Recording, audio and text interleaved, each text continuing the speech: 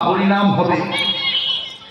তাহলে এটা আমরা যাকে পেয়েছি, যিনি এই নাম যজ্ঞের পিতা, কে? চৈতন্য মহাপ্রভু, যেটা তার গুরুদেব কেশব ভারতী নাম দিয়েছেন।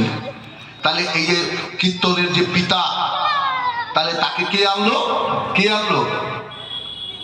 অদ্বৈত প্রভু, তাই নাকি? নয়নজল তুলসী দিয়ে আনলেন অদ্বৈত প্রভু, আর মহাপ্রভু আসলেন অদ্বৈত প্রভুর কথায় এসে গেলেন আমাদের সামনে। হরিবল, আমরা তো কত ভাগ্যবান, হরি হরি তাই হরিবল। কিন্তু এই যে ভাগ্যবান, এটা কিন্তু যথার্থ মূল্যায়ন করছি না, যথার্থ মূল্যায়ন করছি না। মনে করছি পাওয়া জিনিস পেয়ে গেছি, হরি হরি তাই হরিবল, পাওয়া জিনিস পেয়ে গেছি, ও এটা এমন কিছু না। দেখবেন অনেক সময় যখন কম খরচায়,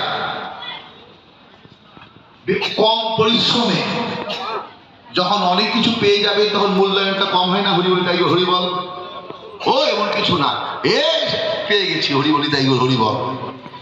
কিন্তু যে মানুষটা অনেক কষ্ট করে, অনেক সাধন ভজন করে, অনেক দারিদ্রতার মধ্য দিয়ে ভগবানকে ভালোবেসেছেন, দেখবেন তার ভগবানের প্রতি তার আর্তনাদটা অনেক বেশি, অনেক বেশি, হরি বল। কিন্তু আমরা তো সেই আর্তনাদ করিনি, এই জন্য আমাদের কাছে এতটা মূল্যায়ন নয়।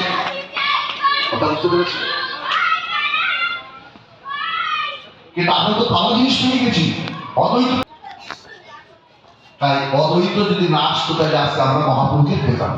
যাই হোক, তাহলে এখানে মনে রাখবে, তাহলে মহাপ্রভু স্বেচ্ছা যদি আসতে যেত, অদ্বৈত পাতাতে পারত।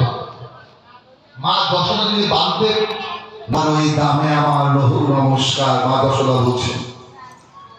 গোকুলে এই যে লীলাটা করেছেন, রামবন্ধ লীলা, এটা গোকুল ধাম। ভোরবেলা অন্ধকার থাকতে 4টের সময় মা যশোদা যমুনাতে গেছেন স্নান করতে। স্নান করে এসে সুন্দর কাপড় পরে আজকে গোপালের